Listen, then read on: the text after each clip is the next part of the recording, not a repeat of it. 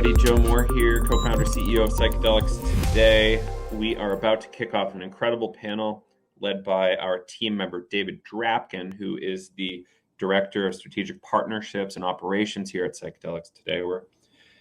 We've got the largest panel of the day here, actually, and we're going to be discussing opportunities and issues in the ketamine psychotherapy space. And it's going to be a very interesting conversation because there is so much promise around ketamine-assisted psychotherapy. So after this talk, we'll actually have some time for tables. So join us in the lobby and join a table, and we can chat for about a half an hour after the conference wraps up and get into some more details and dissect things a little further. I guess without further ado, let's have David Drapkin join us here and the rest of the panelists, and we'll see you on the other side. Welcome, everybody. Lovely to see you all here today. It's a great conversation we've got planned. There's 5 panelists and myself, and we've got an hour to talk.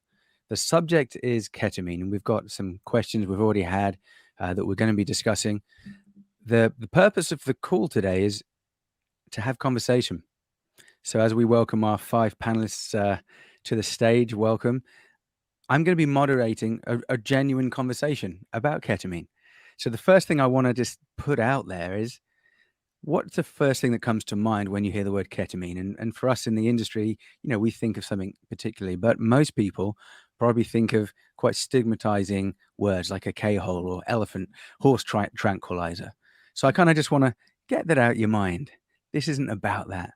This is about the real people working with this medicine and building infrastructures and partnerships and new services delivering around this ketamine medicine in incredibly novel ways. So I'm super excited to have you all here. Welcome, Amanda, Veronika, Myriam, Jose, and Julie.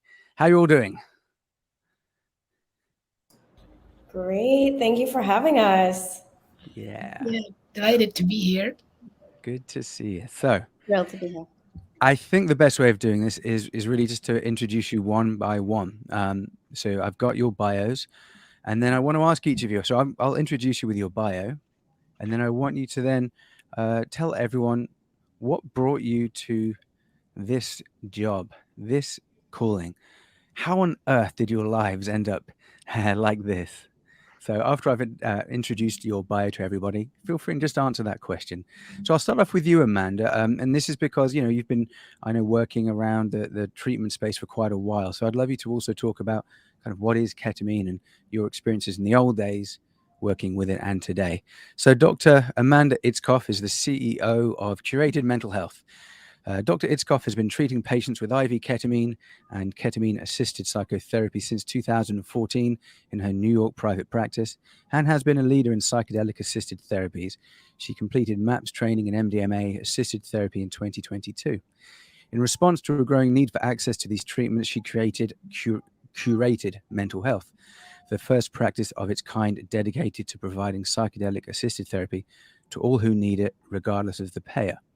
Through Curated Mental Health and Brooklyn Minds, Dr. Itzkoff is working to bring psychedelic treatments to patients who've been unable to access them in the past due to lack of insurance coverage and high cost, while delivering care within a safe and sensible psychiatric care setting.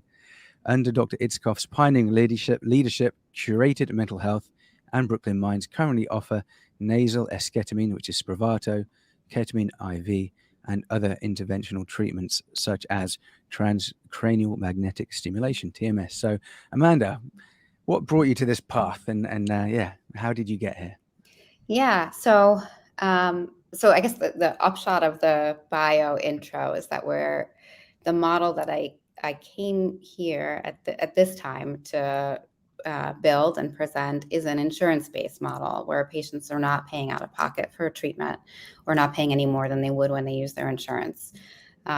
So that will let you all know that I must be crazy. But I got here. So you can also maybe tell from my bio that I'm a regular psychiatrist. So I was a traditional psychiatrist for all of my training. And I trained at Sinai for my residency, where they were doing ketamine research at the time. And actually, it was a bit of a backwater then, and it sounded pretty strange. And I actually learned about the research one night at Sign Out. So we were taking over a service in the ER, and a colleague was talking about his research casually, and he started to talk about treatment with ketamine. And most people at Sign Out they just kind of thought it was crazy. And the colleague was James Morrow at the time. And he himself said, we don't really know how this works, but we think that it may. And so I continued to follow it. And subsequently, I went on to start my practice, which was a treatment-resistant practice. And I had a psychotherapy-heavy treatment-resistant illness practice. And by about 2014, after following the ketamine research, I felt confident that the treatment was safe. I actually didn't know how well it would work because this was very early days. But I was, again, treating people who were treatment resistant. So they had typically actually exhausted all of the treatment opportunities, all of the options available to them already, and they were really suffering. So I thought I would bring this to my practice and offer it to my patients, particularly suffering from treatment-resistant depression and later PTSD. But initially, this was primarily treatment-resistant depression. I got a lot of hate mail. I got some mail that was sort of like, it was basically saying that you can't do this in a clinical setting. You should only be doing this in a research trial. And it was actually rather confusing about whether or not this treatment should be offered in a clinical setting, because unlike drugs that need to be FDA approved before you can offer them in a clinical setting, ketamine was already FDA approved. So technically, if the doctor felt that the drug was safe and indicated, they could prescribe it. So I would say one of 3 clinical psychiatrists treating patients with ketamine back in 2014. There was another office here in New York that was run by an anesthesiologist. So we were the 2 main offices, I would say, where patients could get ketamine treatment for many years. So that also in the area, anyway, in the New York area, which meant that I had the opportunity to treat patients using various setups as well. So I had the opportunity to treat my own patients, my patients who were in psychotherapy with me, as well as to collaborate in different ways with colleagues, because I was seeing the patients of many other psychiatrists for ketamine therapy, because those psychiatrists didn't yet offer ketamine. And to this day, of course, a number of them don't. So I learned a lot about how different patients respond, the use of therapy, siloed care models, as well as connected care models. And one downside is that I learned a lot about the cost of treatment, and how hard it is for people to self-pay for this type of treatment. And we know that there are many patients for whom, unfortunately, it's just not possible to cash pay for treatment. So that's what led me to this project, or this undertaking, which is to actually be able to offer this treatment to patients using their insurance.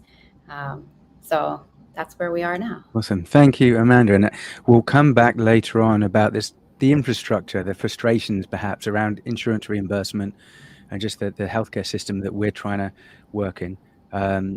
I now want to introduce Julie Zukof, Head of Strategic Partnerships at New Life. So Julie is a wellness strategy guru, researcher, and innovator. Previously working with prestigious agencies, Julie brings her expertise to consulting both agency partners and brands and leverages lean teams to partner companies with principal talent. Julie's unique style is influenced by her distinctive experience in growing companies and diverse cultural travels. We'd love to hear about that. Her background has enabled the creation of groundbreaking solutions for startups, new products, and global Fortune 500 brands. Her passion for entrepreneurship is acutely represented in consulting small companies who've grown to become leaders. Julie's creativity combined with her business strategy prowess play key roles in driving a client's success. Julie is also a contributor to Thrive Global and Forbes, is a member of Dreamers, Doers, and Chapter One, a professional book club of high performers. Welcome, Julie. So the question to you, you've kind of had quite a diverse journey in many respects. What is it that brought you to New Life and to wanting to work with ketamine and psychedelics right now? Yeah, so I was consulting prior to coming to New Life. I was full-time the first 10 years of my career working in branding, brand strategy. So how to position brands across the board from Coca-Cola to Target. And my passion for wellness really grew. And the second half of my career, the last 10 years, I've went out on my own, started a consulting agency where I worked only in mind and body wellness. So fitness companies, athletic brands, when cannabis became wellness, cannabis, and now when psychedelics became wellness, psychedelics. So I met Damien actually through a professional book club called Chapter One, and he is a co-founder of New Life. And if you've ever heard Damien Muñoz speak or our CEO, Juan Pablo, speak, you become very convinced about this company called New Life. And I actually left my independent consultancy company that I had been working at for the last 10 years and came on board with New Life in May. So I had been consulting since November, and I was always consulting in wellness. So this was a natural transition. I saw the power of what cannabis could do for people, and then I saw the power of what ketamine can do for people. And as somebody, about maybe 10 years ago that had gone through trauma myself and was, kind of prescribed what felt like out of nowhere an SSRI, I just felt like that whole model was broken. And I've been feeling like that since that happened to me.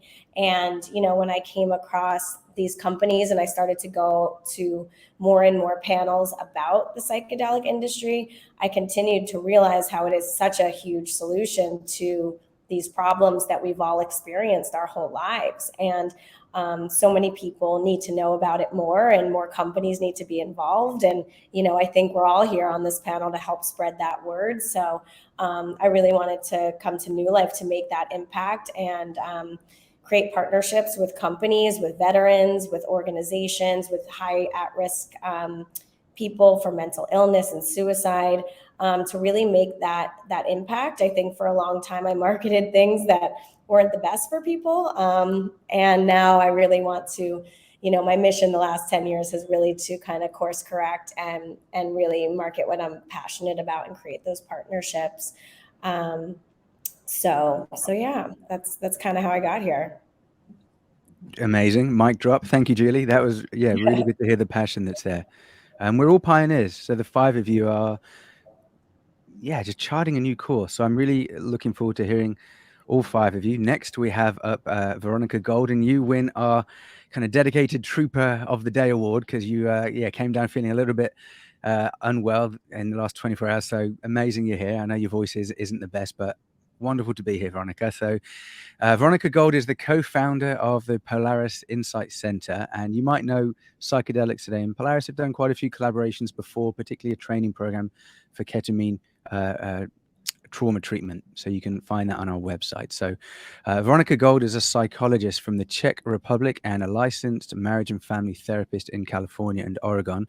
She's got an expertise in the treatment of anxiety, depression, and PTSD. Veronika is a co-founder and CEO of Polaris Insight Center in San Francisco, a clinic providing training, consultation, and ketamine-assisted psychotherapy treatment for depression, anxiety, PTSD, and other mental health issues. Veronika is also a sub-investigator and therapist at San Francisco Insight and Integration Center. It's a site participating in the phase 3 MDMA-assisted psychotherapy clinical trials for PTSD sponsored by MAPS. Veronika is also an associate supervisor and trainer for MAPS and certified in somatic experiencing practitioner and a realization process teacher.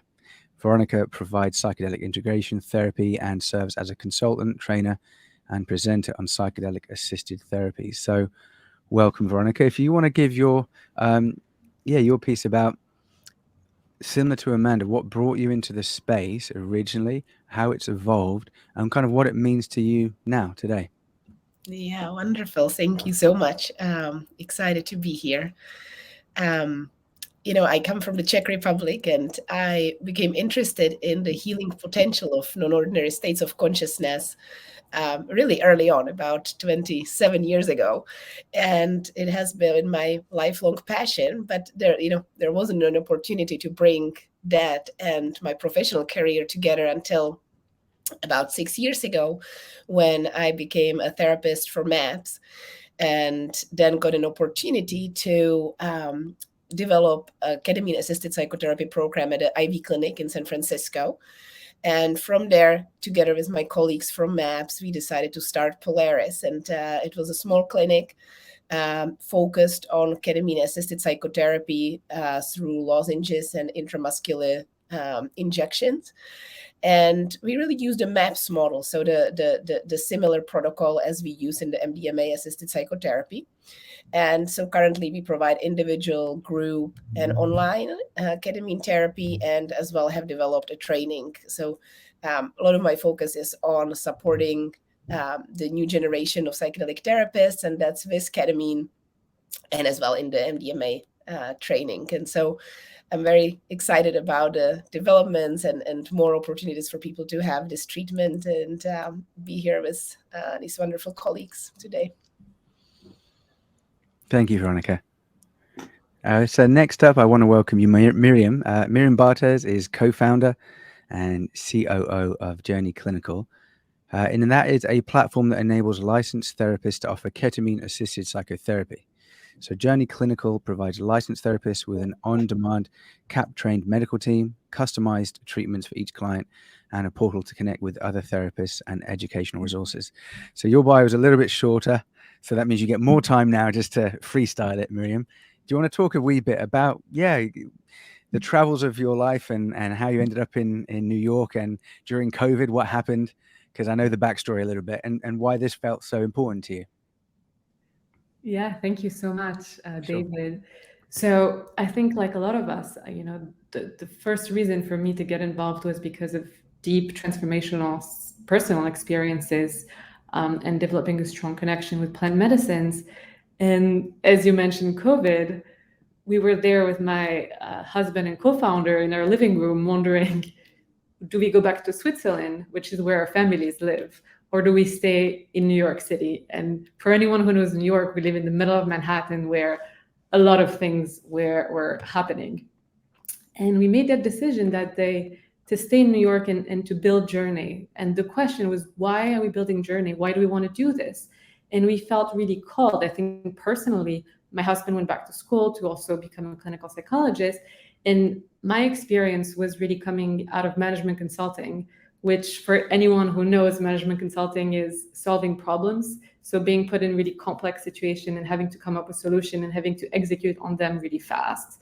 And so this really felt like, an alignment of our professional skill set, as well as our personal interest. And when we started building Journey, things, one thing led to another, and really here we are today.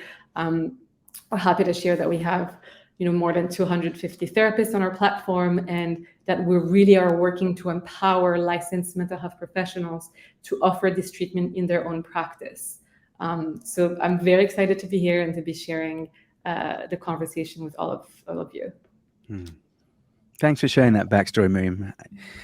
All right, last but not least, Jose. Good to see you, sir. Thanks for being patient. So Jose Muñoz Aycart is the co-founder and managing director of WonderMed. So as managing director at Wonder Sciences, WonderMed's parent company, Jose combines his experience in international business and physics to build the WonderMed Sciences ecosystem, pioneering the intersection between psychedelics and neuroscience.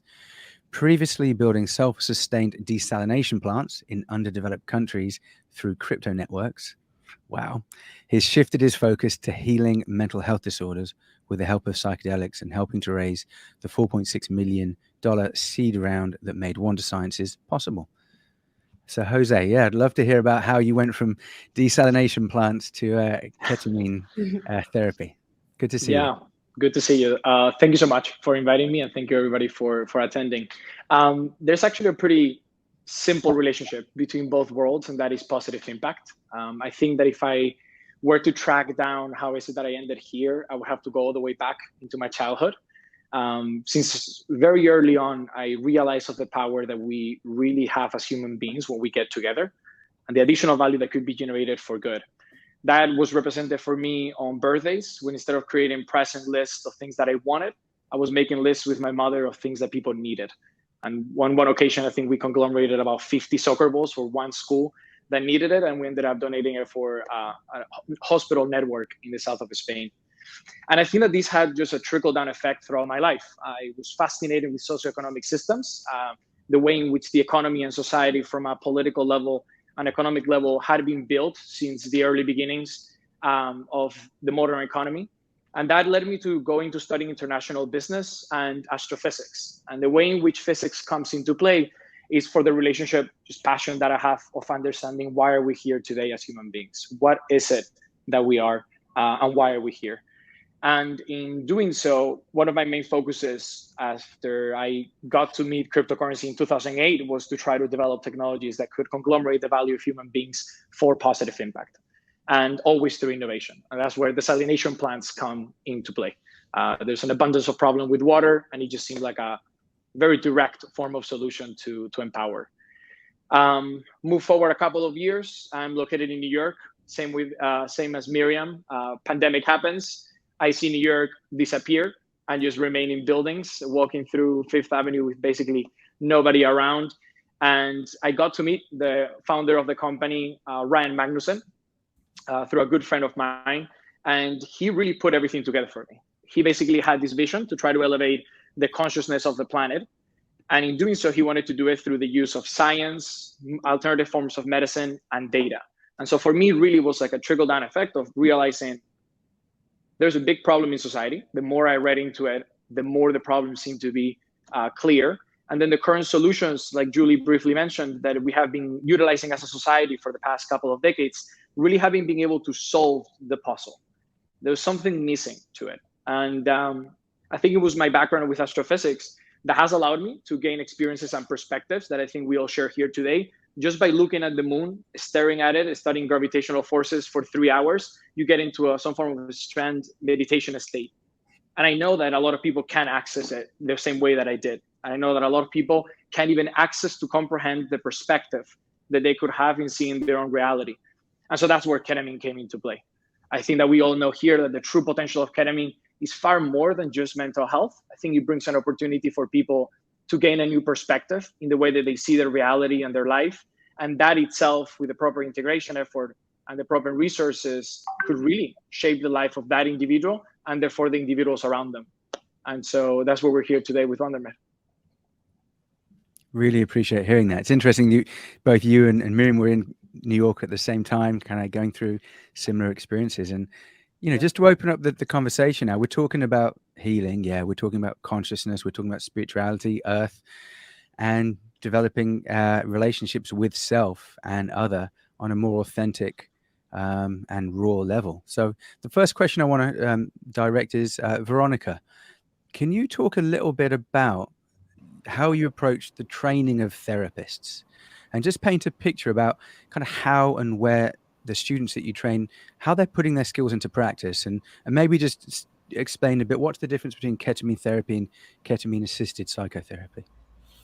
Yeah, great. So I think about the different ways of how we work with ketamine, and that what is as well the objective. And when we are focusing on symptom reduction, that, we can have that without psychotherapy, without ketamine assisted psychotherapy. So that's what I think about when I talk about ketamine treatment. But then we have ketamine treatment with therapy, which would be having integration and preparation sessions alongside with the ketamine treatment. And then we have ketamine assisted psychotherapy that is using that non-ordinary state of consciousness, the time in the ketamine space, to support the clients for the changes they want to make. And so the kind of goal and result of the therapy is beyond symptom reduction, that we really want to see changes in person's life, as Jose mentioned, the change of perspective in one's life. And so maybe even measuring the results of that is more complicated, more complex, because we are kind of looking at personal growth and development. And so our training for ketamine-assisted therapists kind of really came from educating other therapists about this treatment. So it wasn't a plan that we decided to create a training company. It was that a lot of our clients who were getting ketamine-assisted psychotherapy had as well primary providers, psychiatrists, primary therapists, and they were not informed about what ketamine-assisted therapy looks like. And so we started to do a day-long courses for them, and then over several years this has developed to quite a comprehensive program. And so what we were looking at was as well what types of training we didn't get in our multiple trainings as psychedelic assisted therapies, and kind of what we wish we had, and kind of what are the pillars or the kind of areas that we think therapists need to be trained in.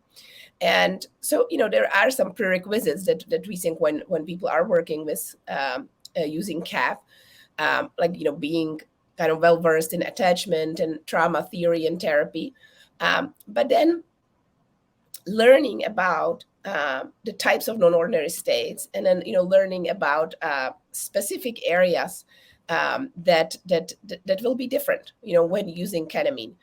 And so we have developed 10 online modules which are live modules where we are teaching, and we kind of leave it open that people can come to us and get work towards a certificate in ketamine assisted psychotherapy.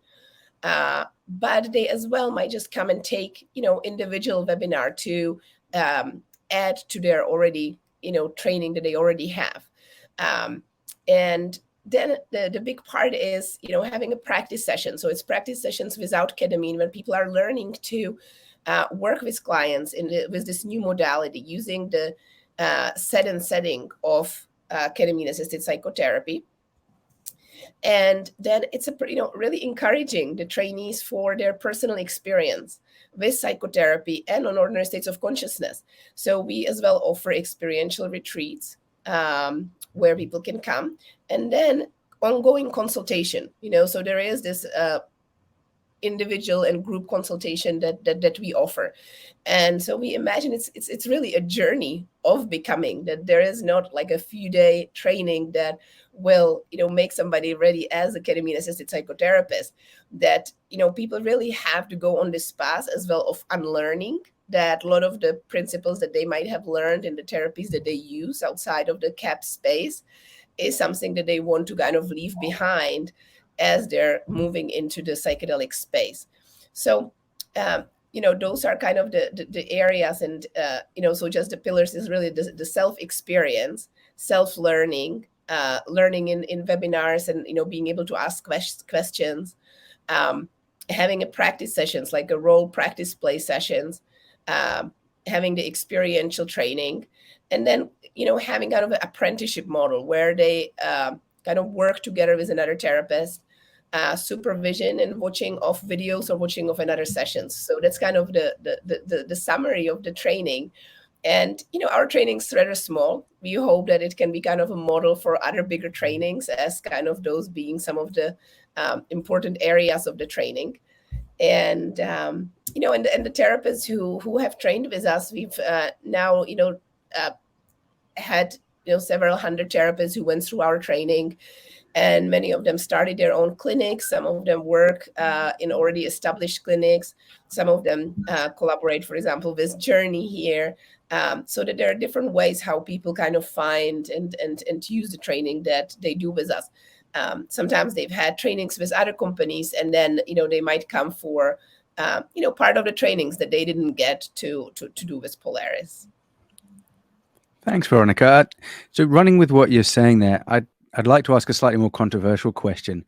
You've built that course based on what you feel students need to know to do this in practice, like to really build a career in this space. But how much do we know about ketamine therapy? Do we know enough already to know that it's safe, that it's effective? Can we say what are the optimal standard operating procedures and protocols? Like, how much do we know now, and do we know enough about ketamine, do you feel, to be building out these really important services? Yeah, it's a great question, David. So from a lot of the research has been done with IV ketamine. So we know that it's a very safe treatment, right? That ketamine as a medicine is a very safe medicine. And in general, we know that when we add psychotherapy to medication treatment, there is a greater benefit. But in the same time, there are not a lot of studies. There's just a couple of hands of studies done on ketamine assisted psychotherapy, and they're not comparison studies. My kind of dilemma here is that there hasn't been as well a lot of therapists until recently who've got training in ketamine assisted psychotherapy. So maybe even comparing mindfulness based therapy together with ketamine treatment and IV treatment is not the same as ketamine assisted psychotherapy. So we don't have that comparison.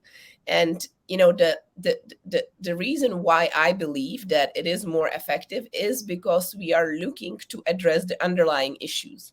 So we're really looking what is underneath the symptoms and bringing that so people can process that and don't need to continue with the booster sessions going forward. But as well, it's not appropriate for everybody. We have to choose which clients are appropriate for which approach. And there are some people for which doing IV ketamine even without therapy might be the way to go, or and that the ketamine assisted therapy can be as well for some people more disruptive, because bringing up things that are to be processed from the past, it might bring challenges before we see the changes. So those are all things we need to consider. Thanks, Veronika. And yeah, there's no one size fits all, but I'd like to hear if anyone else, how do you know that what you're doing, what you're building is right? It's being built in the right way. How can we tell? I think we don't.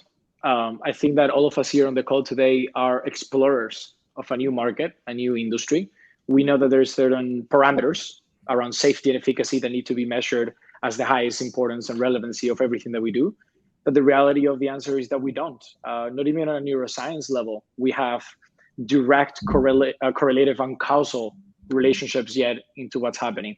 So I think it's a matter of threading carefully, understanding the true impact that this could have, and also the potential risks.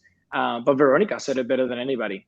What has been coming out so far that as of today can be proven, it's fantastic. I mean, the data itself speaks wonders. And so when you look at it from that perspective, we need to be motivated explorers to continue. I mean, I will add to that. I think we know that the actual medicine that is ketamine is extremely safe. It has a really low risk profile. They give it to kids when kids need surgery. It's part of the, anesthetic when they have surgery, right? So I think we all know that like ketamine itself as a medicine is safe. I don't think we would, get into this category if we didn't know it was safe and effective. I think, because of the war on drugs and all the research that happened, that got shut down, there's not as many studies as we would love to have to be able to prove our case. But I think, people are pioneering studies, and while we all are pioneers, there are amazing studies. Even at New Life, we did a study with our patients, 664 patients, and 66% of those saw a significant reduction in PTSD, anxiety, and depression. So I think we each are like proving our case, along with the wider studies that there are. And I think we can make it as safe as possible. From the screenings for contraindications, the medical assessments, having pictures with your trip sitter for at-home therapy, doing dose discovery. So we only send one dose. It's 6 doses, but we only send one dose at first to do a dose discovery to ensure that it is the right dose. So there's like tons of protocols that, we can do to make it as safe as possible. And then pair that with our own data collecting with our technology, we continue to prove the results and efficacy. And then combined with that, the people who are doing the amazing work with grants and research studies that are continuing to do this work right now to help prove that efficacy. I think, we're all pioneers here and anyone working in this industry. And I think we all have the responsibility to continue to prove it to the people that are watching this industry that it is a, safe and efficacious approach. Thank you very much, Julie. I'd like to ask a question for you, Amanda. So 3 of our panelists have companies primarily working in the kind of the virtual world. So for someone like you that's got an actual brick and mortar clinic, what's that like, kind of being physically in a community and seeing people kind of face to face and using Spravato, using IV ketamine, as well as TMS, like you said. So what's it like being physically located in a community right now, working with ketamine, and particularly around access and affordability, insurance reimbursement, particularly like what's working and what's not and frustrating. And then we'll kind of expand the conversation from there for everybody around more the infrastructure. Yeah, so who could have imagined that we'd be in a space where people were asking, what is it like to see people in person a few years ago, right? But we have seen people in person actually throughout the pandemic, except we did cut back to just those people who absolutely needed it for their safety in the very early days. And I'm sure a lot of people here know that working with patients in person is incredibly rewarding, and I'm sure a number of people miss it. And I'm sure a number of people also really enjoy being able to work virtually. And we do a lot of work virtually, but we have a lot of virtual psychotherapy and, of course, a lot of virtual meds visits. But when patients come in for CAP or for IV ketamine or for Spravato, they are coming in person, in part because we are working in an insurance-based model. We do expect to be under probably a little bit more scrutiny. And so we are working on we're working with an in-person based model for ketamine and CAP these days. We do find that we have some more control over the setting because of this. And I think that that's really important if you are building a brick and mortar site. And I'm sure it's a real challenge for people working remotely, although of course patients are much more likely to be more comfortable in their own settings. So creating that is different, but we do have a lot of control over it. The other thing that's really lovely is that our staff is employed, and we are able to set up trainings for them and supervise and work with them in person. So besides the connection with the patients, and the ability to monitor safety in person, sort of the old-fashioned way, we have the ability to connect with our staff, to arrange trainings for them both remotely and in person, and to really oversee their work because this is such a new treatment. And because we are, again, working with an insurance model, we have a teams-based approach. So we have physicians, psychiatrists, nurse practitioners, RN nurses, and technicians in our staff. So we want to make sure that everyone from all these various different backgrounds has the ability to be trained, so that we can provide safe care and care that people are, I think, happy and proud to give. Wonderful. And I have to just add, I was at the grand opening of the curated clinic, and my wife and I think we're the only 2 people dancing at the end, but never mind. But 3, I was dancing too, I think. You came over for a song, yeah. So it was lovely to see how close you were with your team, Amanda. Really, I love my team. team. Shout out to any of my team who are here. Yeah, and I'm jealous because my only teammate is this microphone, so I miss having that. So it's great to see. Yeah, that in-person piece is really awesome. Just to expand the conversation around kind of the healthcare infrastructure, the payers, the health systems, reimbursement models. Would someone like to speak to kind of how you're working with that now, and perhaps how would you prefer things to be? What are we advocating for just to help accessibility and affordability? Jose? I think that question conglomerates almost everything that companies in our space are currently handling. Something to differentiate before we go into accessibility and affordability, it's the concept of availability. Ketamine has been available for years now. And the problem is that there has not been systems in place for people to gain the accessibility to this new alternative form of treatment. And that is really where I think, for example, we see ourselves at WonderMed to look at every single component that can make something be available and accessible. one of those primary components is financial constraints. And that's where insurance, reimbursement, and even out-of-pocket expenses come into play. When you look at pricing, you have to look at the opportunity cost between safety and efficacy, and I would say remuneration. And we know that this opportunity cost needs to be like this, where safety and efficacy are on top. But in this gap, all of this is an opportunity to create efficient models. And that's where I think that the data component that we've been able to put in place, as well as the infrastructure on a telemedicine setting, has allowed us to navigate the different hurdles that the legal constraints have been setting for years, to allow ourselves to understand that if what we're doing is increasing accessibility, let's be transparent in notifying and communicating with patients what value are they getting from us and at what cost. So I think transparency is one of those main points. And I think on another end, you have the trickle-down effect of leaders in companies, understanding that if we're here to heal people and make positive impact, that must trump the idea of generating higher margins. And I think that's a conversation that needs to be put out there in full transparency and be able to share, because at the end of the day, that's what insurance companies are going to ask. You're not going to get any form of reimbursement if you don't open your books to an insurance company. So let's be a little more transparent as a community as well, to be able to showcase how we can navigate this through society. And then lastly, what I would say is for a company like WonderMed that is providing 4 ketamine treatments at the comfort of somebody's home, also understands that there is a lot of things that need to be layered on top of the medicine for this to be incredibly effective. And so if there's additional things that need to be added, we need to be conscious that people don't have purchasing power to even cover what we offer today. Nevertheless, to be able to have enough purchasing power to add on top of that additional resources, such as therapy sessions. And so we want to be mindful of that. We want to understand what our niche of value is and allow people to access those additional resources through companies like ours, where we have therapy in network, where we refer patients to therapists. I would love to continue talking, but I'm going to... Thanks, Jose. Myriam can share. Thank you.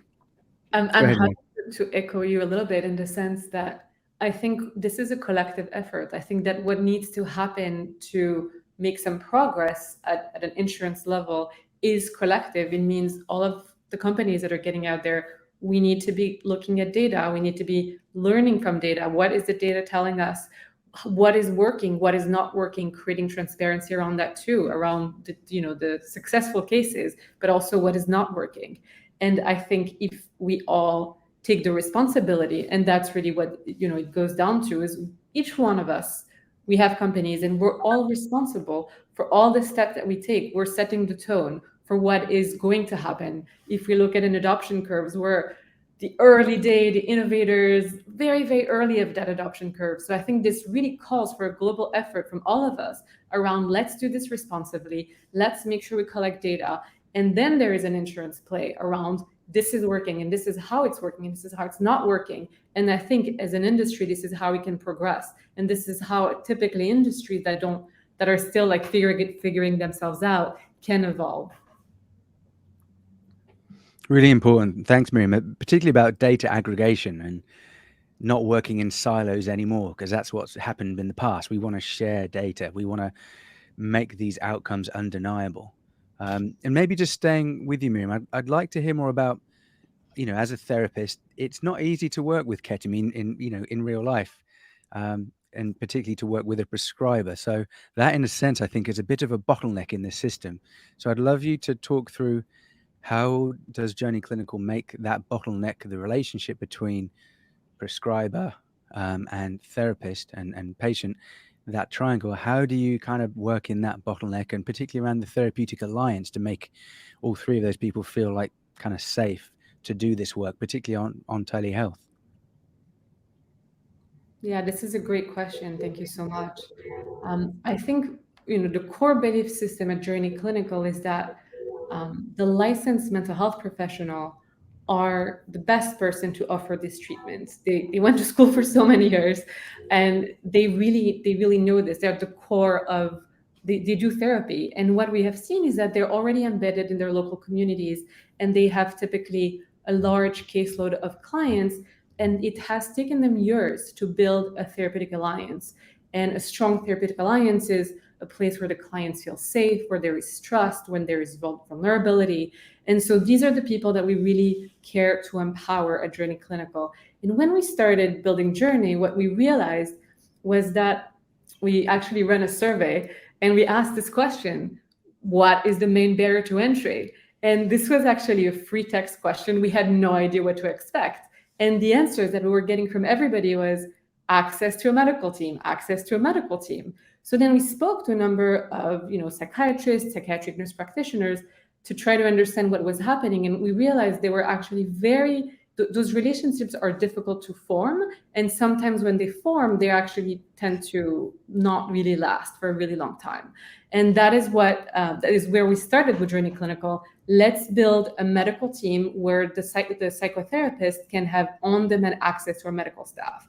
And so this is how we have started to build the collaborative care model. And what is really important, which I think was brought up before, is that we don't believe in a cookie cutter approach to care. The idea with the collaborative care model, where you have the client, the patient in the center, and then you have the Journey Clinical medical staff on the one hand, and on the other hand, you have the licensed mental health professionals that are independent or operate in small group practices.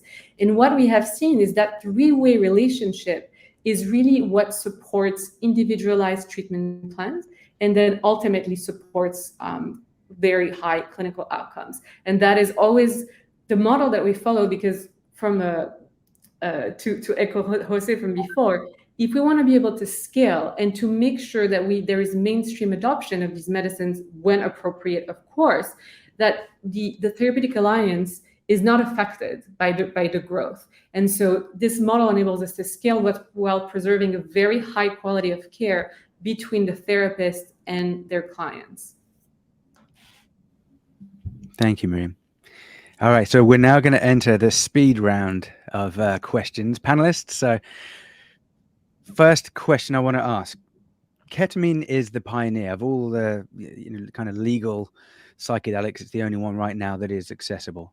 But what's going to happen in, say, 10 years' time? Psilocybin, MDMA, and maybe other psychedelics will be reclassified and legally accessible in a medical model. So will we still want to prescribe and use ketamine in a therapeutic way, or will we kind of leave that behind once we have MDMA and psilocybin? And if we are going to use it, why? What's it particularly going to be useful for, perhaps as a niche in the future?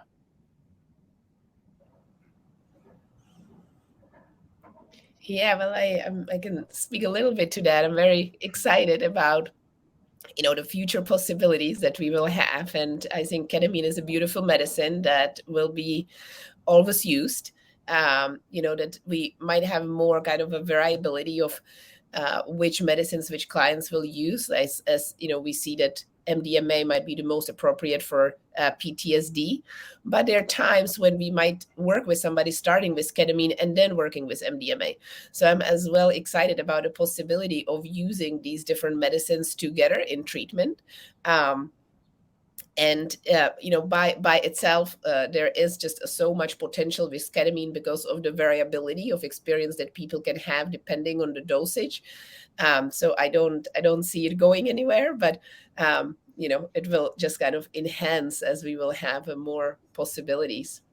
Yeah, from a medical perspective, also there's some unique features of ketamine. I mean, there are many, but there are some features that are helpful, including quick onset and quick offset. So just from the ability to actually get the treatment, like to have time to do the treatment, it's fairly useful. Also, it can be taken while patients, so I think we'll all be treating different types of patients. So that's something I wanted to point out. And patients who are coming for really very different reasons. But for instance, I do treat a number of patients who continue to need to take psychiatric medication, despite the fact that they're getting treated with ketamine. And actually, you can take most psychiatric medication and many medications while getting treated with ketamine, which is really helpful to our patients. Yeah. Great point. Okay, next one in the rapid fire round. Let's think. I want to talk about the telehealth, the virtual care model. Is that here to stay? What's working, and how can we envision the telehealth kind of virtual way of working with people and ketamine as something that is sustainable? How do we see that really getting normalized within society? No doubt. David, it sounds almost as if we're in 1999 and we're asking ourselves if the internet is here to stay. I think everybody has seen the benefits of it. Everybody has seen the flaws. But if we're anything good at as human beings, it's fixing flaws. So I think that we're not going to have a problem in adapting to that type of model. I will be brief, but just to mention kind of the comparison between an in-person clinic and telemedicine. As one of the leaders of a company, you usually just happen to disassociate yourself more from the clinical side, from the patient side. And yesterday, I was lucky enough to in-person go to one of our patients' homes. This individual, 70-year-old, I won't disclose the information, but he wanted me to share this story, told us that he wanted to speak about what he had been going through. And I was the one that personally wanted to go. I sat down in front of him. And the way in which this patient described to me how his life had completely shifted from love and relationships to family altercations to the way in which that person feels and experiences the moment, the present moment, outside of the mental health disorders that this person was suffering from, it almost made me cry, in the sense to feel that what we're doing sometimes, we focus too much on the economics, the business models, the telemedicine component.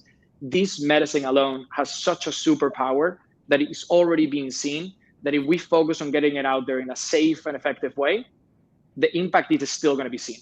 And then to Veronika's point, we will improve it over time in increasing that effectiveness. But yeah, I think it is here to stay and is going to save a lot of lives. Also, telehealth for rural communities. I think that's an important point. Accessibility is not always easy depending on where you live. It's not New York or California with plenty of psychiatrists and plenty of therapists. There are some remote places where you need help. And when there is nowhere to go in your area because there's no one offering ketamine, I think telehealth becomes a very viable option. And that needs to be thought through a little bit, more as the time goes. Yeah, great point about accessibility. And just to say, I remember a statistic I learned a few years ago. I was horrified. Such a big country, America. 50% of all American counties do not have a psychopharmacology prescriber. So half of the counties in this massive country don't have one person in that county that can prescribe psych meds. So yeah, really good point. Julie, sorry to interrupt you there. No, it's okay. I was just going to say telemedicine, it does a lot of things, that in-person doesn't always do as well. And it helps, with certain patient populations. So to your point, Myriam, people that are in more remote places. I'm working with a veteran right now that flies to Colorado from Texas, quarterly to get IV treatments. And how great would it be if she can do at home, for a fraction of the cost, and, have a comparative dosage and have a great experience. Something we also do at New Life is preparation and integration groups, which we do in cohort groups. So, being able to cohort people together that, are from a different background, different place on earth, but have certain like-mindedness, that they're cohorted together through our algorithm and bunch together to heal together in a community, which we believe that's how it should be. That's kind of hard to do in person with everybody's schedules and driving and flying and work and all of that stuff. So there's certain things that at home is just so great at that would be a barrier to entry for some people for in person. So cost is one of them, location is one of them, and then just availability and lifestyle. So I think all those together make telehealth here to stay. And it was a trend that was accelerated from COVID. So I think it crept up on us, but it's definitely here for the long term. Thanks, Julie. And maybe time for one more question. In regards to strategic partnerships, how are you approaching building an ecosystem, building friends and families kind of in the psychedelic ketamine therapy kind of landscape? What's the approach that the five of you are taking? If you can just paint a picture, both spanning virtual telehealth and in-person partnerships. Yeah, I would just say, we're in the industry to do good. So if there's a mission-aligned company that makes sense to work with, we'll work with them. I mean, a lot of people would have thought that, our partnership, New Life's partnership with Field Trip was, kind of, oh, aren't they competitors? But no, they were leaving patients on the table that couldn't afford their practice or couldn't get to their practice or weren't in a state where their practices were. And rather than saying, no, sorry, we can't help you, now we have Field Trip at Home powered by a New Life, and they can refer these patients to us rather than these people who are going through a tough time having to figure out what to do. And then same for vice versa. Not everyone's a candidate for at home, and we can refer to, in person if they're a better candidate for in person. So I think in terms of partnerships, it's about being mission aligned and doing that work that you both believe is able to help more people, whether you are seen as a competitor by the public or not. If it's possible to change the world, why not partner up? Yeah, similarly, like, we're here to help patients who need in person or may be more medically complex and who need to use their insurance. But I have worked with other clinics on their screening criteria for remote. And then that allows us also to help them learn which patients they should perhaps send our way for more medically supervised treatment. Yeah. I think to put a statistic out in the air, we were mentioning before that we're not going to be able to cope with all the demand.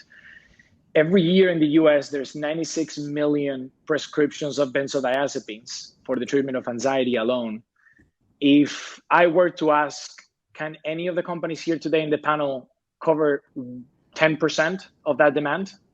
No one would be able to agree.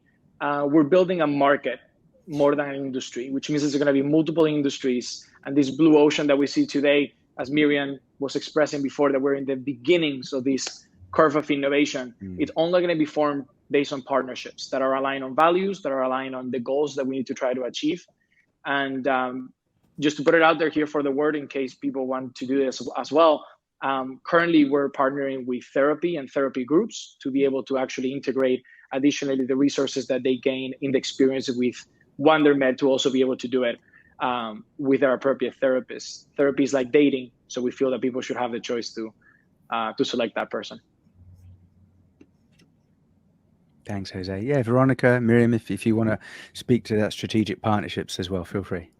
Yeah, I love this opportunity of collaboration that we have, and kind of being with the early on clinics here in the Bay Area. We've created a really great partnerships with several clinics here, and seeing the benefit of the support and for example in the training as well, supporting each other so that we don't have to develop everything all over again, but kind of have people take modules or parts with different companies that are aligned. So yeah, absolutely, I think it's so important and beautiful, and that's the way forward when we are working with psychedelics and these medicines that are really kind of shifting the field.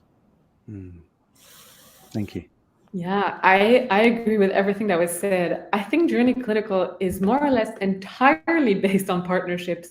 We have a decentralized model. The whole concept is about partnering with a therapist, partnering with a medical team, partnering with a client, partnering with WavePath, Ozma, Influence. I mean, you name it, the partnerships. I think this is the world we're living in. This is the world we're creating. This is the world we're entering. It's all decentralized. We're talking decentralized network. Jose did crypto before. I think this is really, really important. We partner with Psychology Today, very, very important. So everything that we do is always through partnerships. And I think as a collective, this is how we'll build this up. It takes a village to raise a child. That's how the saying goes. Beautiful. Thanks, Myriam. Yeah, so we are all villagers together. And I love what a few of you are saying is really we are right at the beginning of this adoption curve. And there's so much work to do, and yeah, let's do it together. So final thoughts. People that maybe are new to psychedelics and they haven't even read Michael Pollan's book yet, How to Change Your Mind, but I'm sure they'll see it on Netflix. For those people that are thinking, I'm feeling a bit down, I've got some anxiety, what is this ketamine thing? Is it right for me? Would any of you like to just try and give some sense of what you can say to that person about how to conceptualize ketamine therapy and in considering it to use? I would have a little exercise for all of us here in the panel, and hopefully the audience kind of follows through. It would be very quick. Try to place a finger in front of your face, and then look at something at the opposite side of the room. And now I'm going to ask you guys to close one eye, and then to close the other one. You see how the finger itself feels almost as it moved, but the reality, the problem in front of you, your day-to-day life doesn't. That's what I feel ketamine has been bringing to our patients. Is a mere shift of a perspective that doesn't move the reality of the problem, but it moves how people perceive it. And that's the groundbreaking concept of what I would describe ketamine as. I think, Thanks, you know, Jose. I love that example. And I think this is a great question. I mean, we always talk about, you know, ketamine is just the catalyst, right? It's not a magic pill. And I think in Western society, there's a lot of magic pill concepts. So, you know, it really is that catalyst and that tool. So, you know, if you're interested in ketamine, usually it's somebody that, has depression, anxiety, PTSD. And what's really interesting and important is that you look at companies or medical professionals that are, you know, if we said anything today, it's also about the preparation, the integration, and the therapy around it, that this is just a catalyst. But, you know, there are people that have been doing ayahuasca ceremonies since they're 8 years old, our CEO says, and, you know, they're still, you know, who they are. So, you know, I think it's all about the integration, and it's about what are you going to do with these realizations. So ketamine definitely, for sure, proven effective when paired with integration. Looks like we've still got the mic, so let's keep talking. Yeah, feel free. Anyone else wants to share some thoughts about kind of educate? These are really education on a mass public level.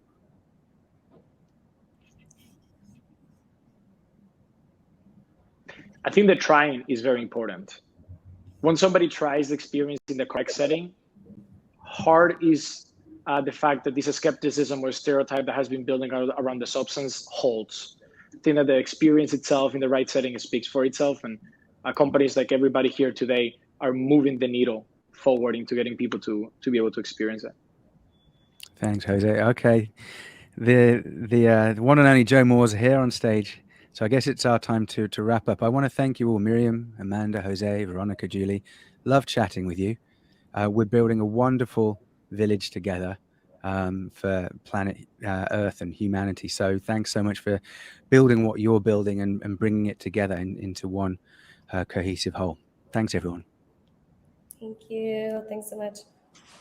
Amazing, amazing, amazing. Thank you all so much for being such great panelists. And David, thank you so much for being a great host. This has been extraordinary.